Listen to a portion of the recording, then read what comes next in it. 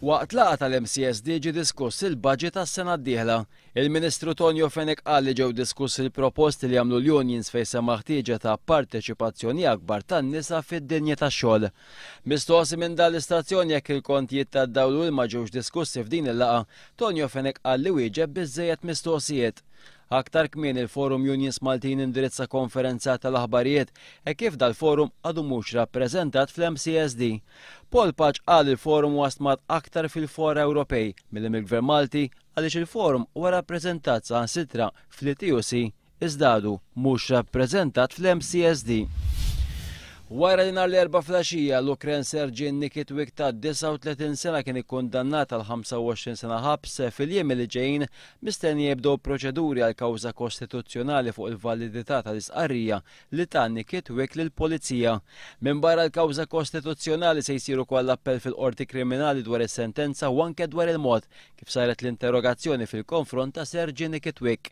L-Ukren instabħat li wara argumenti li kellu ma' martu f'Novembru ta' sentejn ilu f'San Pawl il-Baħar ikkaġunala l-mewt fejn hija tilfet ħajjitha meta kienet f'indana tal-istess blok u waqgħet għal diversi solari wara li kien qed jiġri warajha u jħebb għaliha.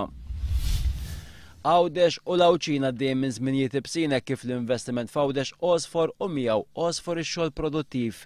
Min-naħa tiegħu il-Partit Laburista l-ħin kollu jinsistem għall-Gvern ta' Gonzi biex toħroġ il-verità.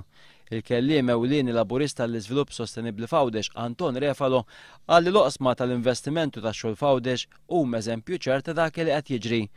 Anton Refalo qal li fl-aħħar sentejn ma kien hemm l-ebda euro ta' investiment barrani f'Għawdex. Jgħid li huwa minħabba l-politika żbaljata traskurata u tad-daħ fil-wiċċ li qed iwettaq il-Gvern li f'Għawdex hemm biss miljun euro ta' investiment barrani meta f'Malta hawn 7,000 miljun euro. Malta ndalu għala prezzijiet tal-fjuwil fost il-pajjiżi membri fl-Unjoni Ewropea u dan kien konfermat mid-Direttorat Ġenerali għall-Enerġija tal-Unjoni Ewropea. Dan meta wieħed jeskludi ħlas tat-taxxi li jmorru direttament għand il-Gvern. Il-lista ppubblikata turi kif il-prezzijiet tal-petrol f'Malta għal 1000 litru huma ogħla minn dawk fl-Awstrija, fl-Ungerija, fil-Latvja, fil-Litwanja, Lussemburgu, l-Polonja, ir-Rumanija, is-Slovenja u Spanja. Fejn jitlu prezzijiet tad-diesel l-unika pajjiżi li fihom dan jinbieħ bi prezz ogħla minn Malta huma l-Iżvezja, l-Ingilterra, l-Olanda, il-Ġermanja, id-Danimarka u l-Belġju. U fl-aħħar nett teżisti biża li l-armi li kien jokkupa l-eks mexxej Libja Muammar Gaddafi u s-soldati tiegħu jistgħu jaqgħu f'idejn tal-grupp Al-Qaeda u gruppi oħra terroristiċi.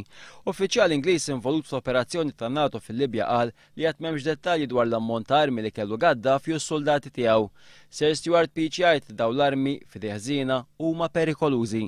Dan kif teżisti biża li dawn l-armi joħorġu mill-pajjiżi mal-fruntiera mal-Libja u jispiċċaw f'idej l-Al-Qaeda. Kif qamet kontroversja l-mod kif Gaddafi ġie eliminat, l-uffiċjal Ingliż qal li l-forzi tan-NATO mxew skont il-mandat tal-Kunsill tas-Sigurtà tal-Ġnus Magħquda.